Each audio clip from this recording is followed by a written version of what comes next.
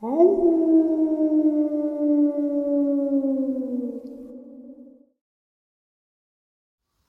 greetings and salutations, folks. I hope everyone is still doing well, and welcome to today's bonus. Before we jump on into it, a couple quick links. As many of you may know, I rely on Patreon, PayPal, channel membership, and the merch to help the channel to continue to grow and go. Links to Patreon, PayPal, and channel membership is in the description below. Merch displayed directly under the video. Also, Dogman Frightening Encounters, Volume 1 through 3, the audiobook versions. They were written and researched by Tom Lyons, narrated and produced by me, Jeff Nadolny. These audiobooks are available on Audible, Amazon, and iTunes, links to which are also in the description as well. And finally, last but definitely not least, if you'd really like to help support the channel to continue to grow and go, simply subscribe. It does not cost a cent. Click the like button, takes half a second. If you don't want to miss out on any of the informative uploads that I put out daily, click the bell icon, and folks, please leave a comment and share the video. Why? Well, because these things really do help the channel to continue to grow and go. They definitely do matter, and I do appreciate them.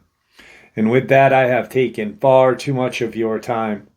Let's jump in to today's bonus, shall we? All right, guys. So, like I said in the intro, some very interesting video footage and some very terrifying encounters. And one actually has a drawing from an FBI sketch artist. So, I think it's going to be pretty interesting upload. Let's get into it. Today's first part of the upload, we're going to jump right in and discuss feral persons. I'm on the North Carolina side of the Great Smoky Mountains. Lived here my entire life. All of us here know what's in these woods and mountains. Since the 30s or 40s, there have been feral persons living in these mountains.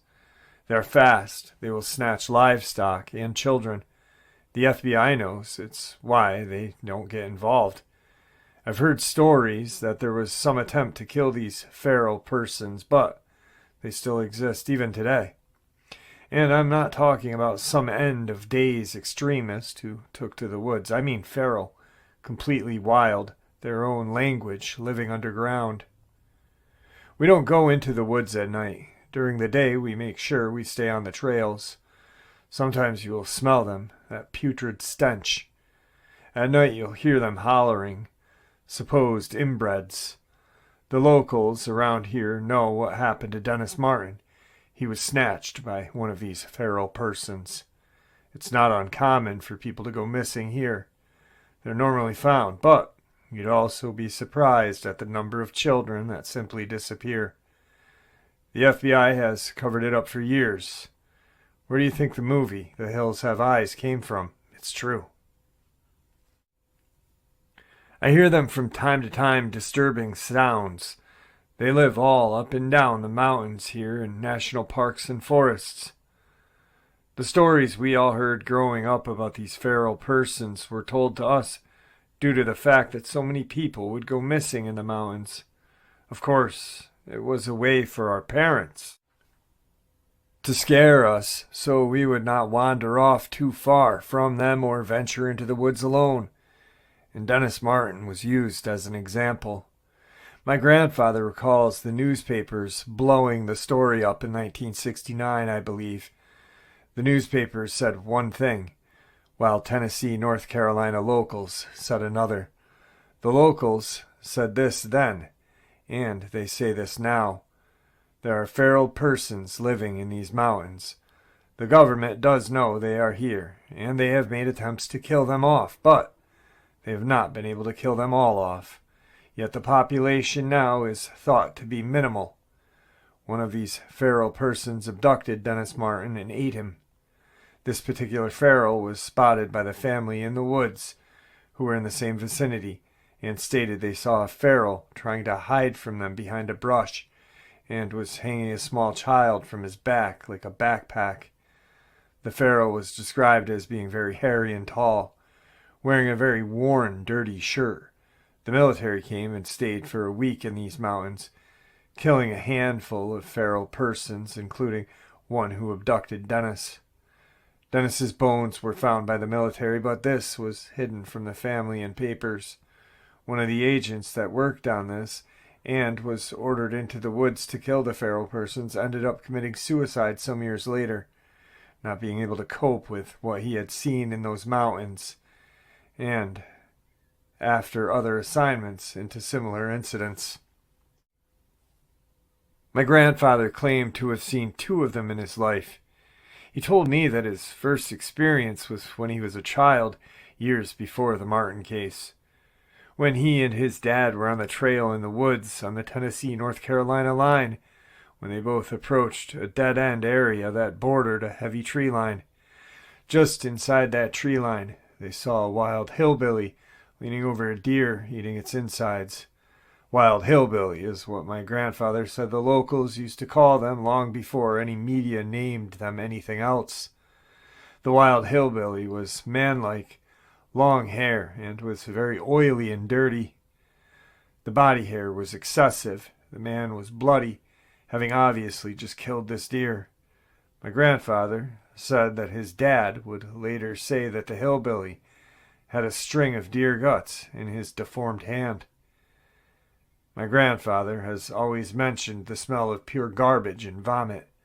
They both stopped and walked backwards until they were out of the hillbilly's sight, but said the hillbilly was obviously startled and screamed as if saying, "Stay the F back, this is my deer." The hillbilly was dragging the deer back further into the tree line as my grandfather and his dad backed away. The second sighting is when my grandfather was hunting in 1997, and he and his buddy saw a female. They said they were taken back at the obvious sign of breasts, but this one looked more Bigfoot-like. She was running and then suddenly jumped into some hole in the ground and disappeared. They did not go and look into it. This is where the underground cave systems come into play. Inside of the mountains and in the caves is where the wild men, Bigfoot creatures are at, and it's why they cannot be found. It's worldwide. Governments know about them. They don't get involved with these creatures unless there is disappearances, and they have to go in and kill, as they did with Dennis Martin. Our governments admitting to these creatures and UFOs would break down our religious systems. Dealing with the public about these creatures is something that has to be avoided for years at all costs. Our caves and mountains cannot be controlled. The underground cave systems are massive, and what's in them is beyond basic comprehension. The feral persons are cannibalistic. They are inbred. They will often snatch children and eat them. Some are raised to reproduce. The geriatric population and the disabled are easy targets for food because it's not expected they will fight back. They also have trapdoors in the woods and doors in the mountains. They will often steal clothing, dig in the trash, take pets and farm animals. Though I personally have never seen a feral person, I do see evidence of them and smell them as well. I have lots of experience with other things I've seen in these mountains, more demonic, but so far I have yet to see a feral person. I believe, though, only because of the other things I've experienced out here throughout my life. I also believe that these missing persons cases will not be solved. Kids, hunters, tourists, all missing in a blink of an eye. Everyone always expects reasonable explanations for things because we are so primitive still. Our eyes are just not open to what's really out there. I don't believe much of the population could mentally handle or cope with it if they did know the truth. Alright, so the first video clip is some sort of quadruped creature. It's white, running through the woods. The guy who sees it is standing at a distance, When I first saw this, I actually was brought back to the time that Terry, Jody's late brother and great, great guy, was a sub here. He was telling us about an experience his grandson had with the large quadruped dog like creature running alongside um, his vehicle in the wood line. It's what kind of reminded me of. Check it out, guys.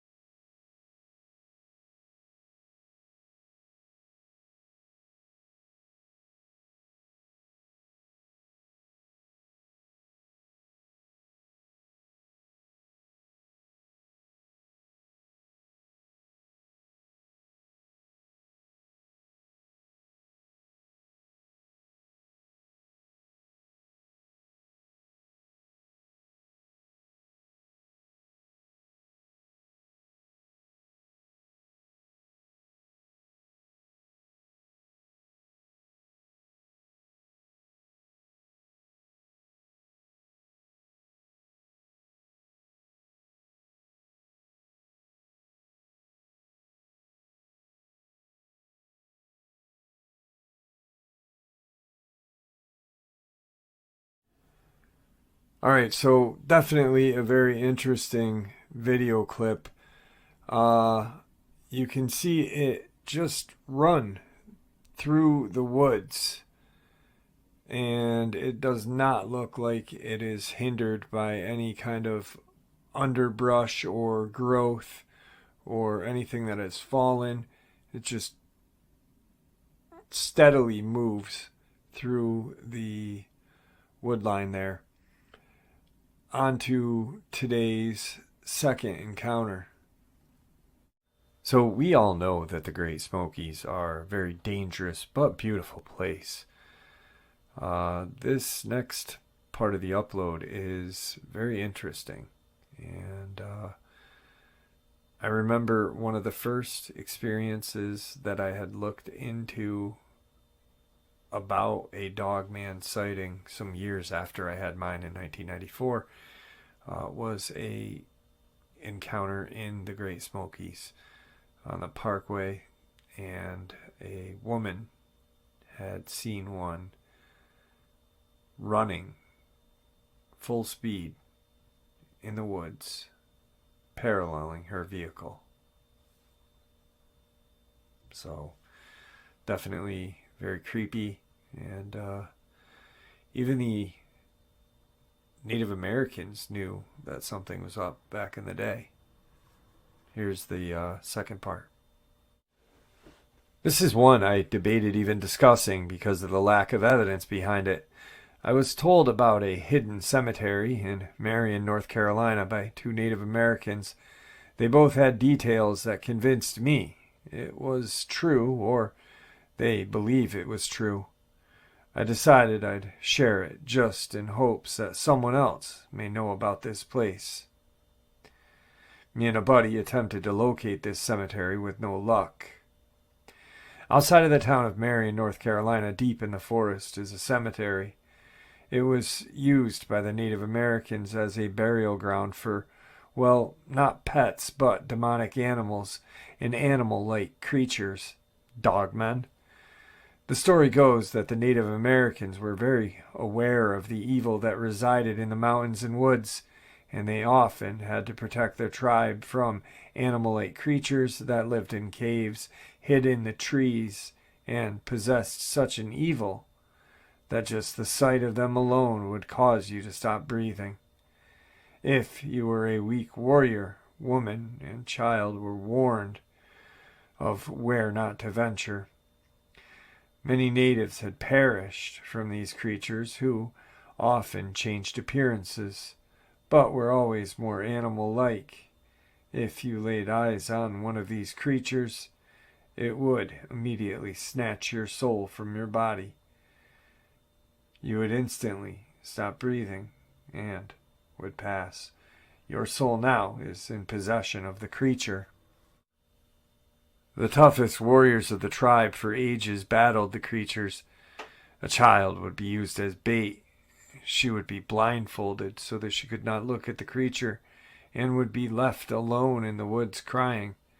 This would lure the creature into the child. As the creature came near, the warriors who were hidden swarmed the creature, killed it, all while trying to avoid looking at it. For over 400 years, these creatures were supposedly buried in one spot, the cemetery that is outside of Marion.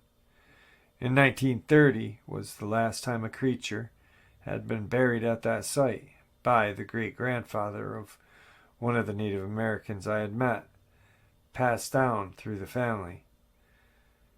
It's said that this cemetery is blessed grounds and the bodies of these creatures are safe from returning as long as they remain in the dirt of those grounds. The grounds are 3 acres of land that is supposed to house bodies of these creatures.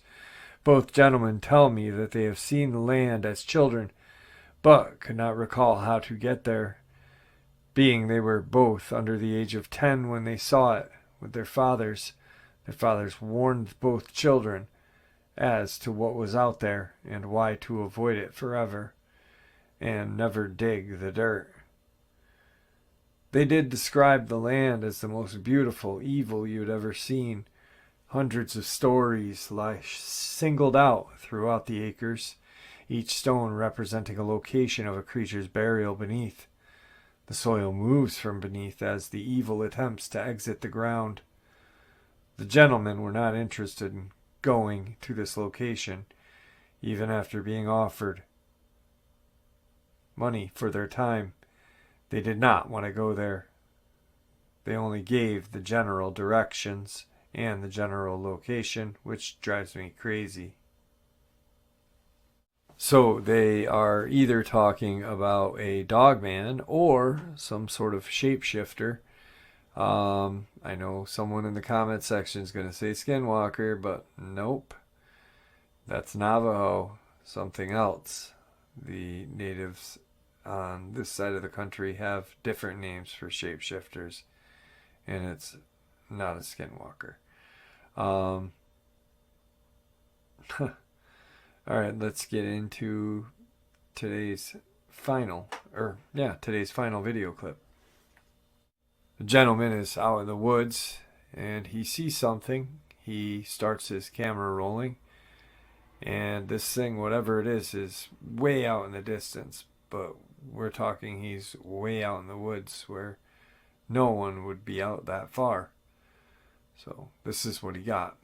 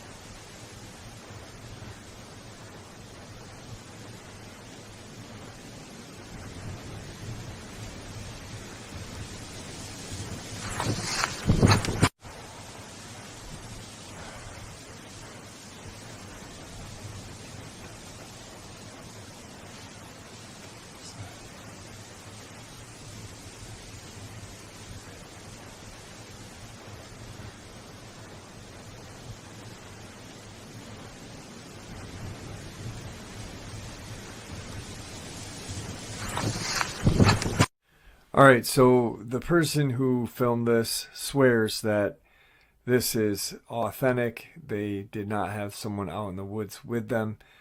This could be a Bigfoot, a Dogman, or a feral person. Who knows?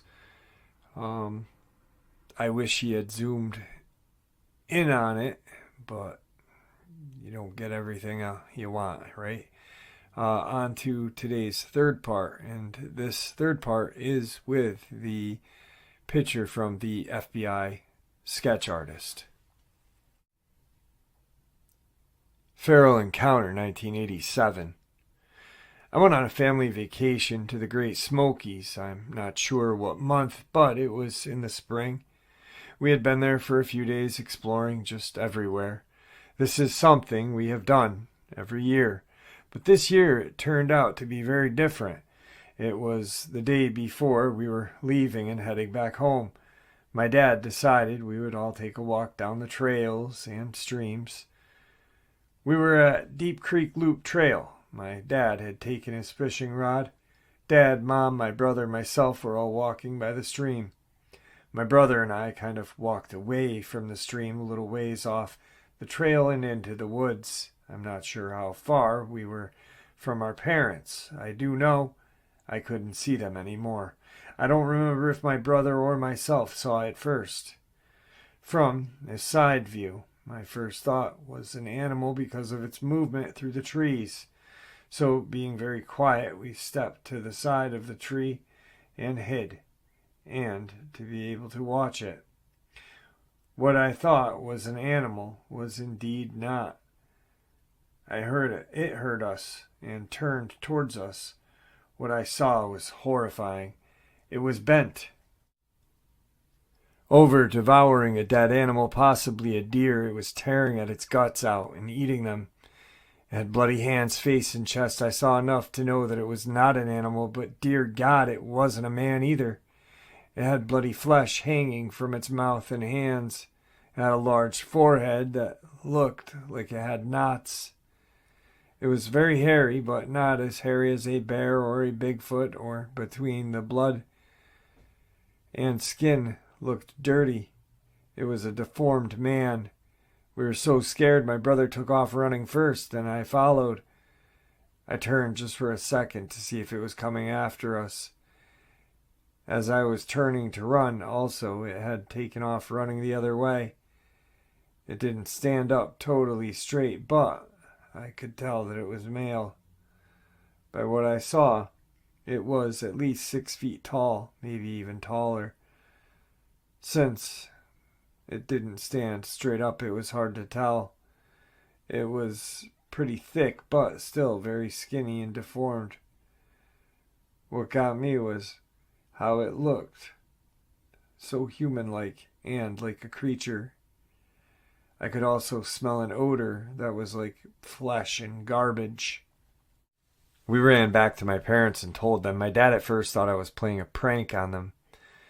He played along and walked back to where me and my brother had just come. A minute later, he came back and said, "We have to go now." His face pale, like he had lost all color. We went to the ranger station and told him everything. He said he was going to have to call another ranger, and they would look into it. He thanked us as we drove off. That was our last trip there. I'd had nightmares for a while, but I never spoke about it to anyone. And there you have it, folks. I do hope you all enjoyed today's bonus as much as I enjoyed sharing it with you, and I'd like to thank you all for supporting this channel. It is your support, after all, that helps the channel to continue to grow and go, and what gives us all a place and a chance to share our experiences and theories judgment-free. Everyone is simply treated with the respect that we deserve. Please stay safe, happy, healthy, and ever vigilant, keeping an eye on our children, pets, family, and our friends. These creatures are real. These events have happened. Share this information with those you love and care about, and it may just help save their lives someday. Until next time, never stop asking questions, never stop searching for the truth, and God bless you all.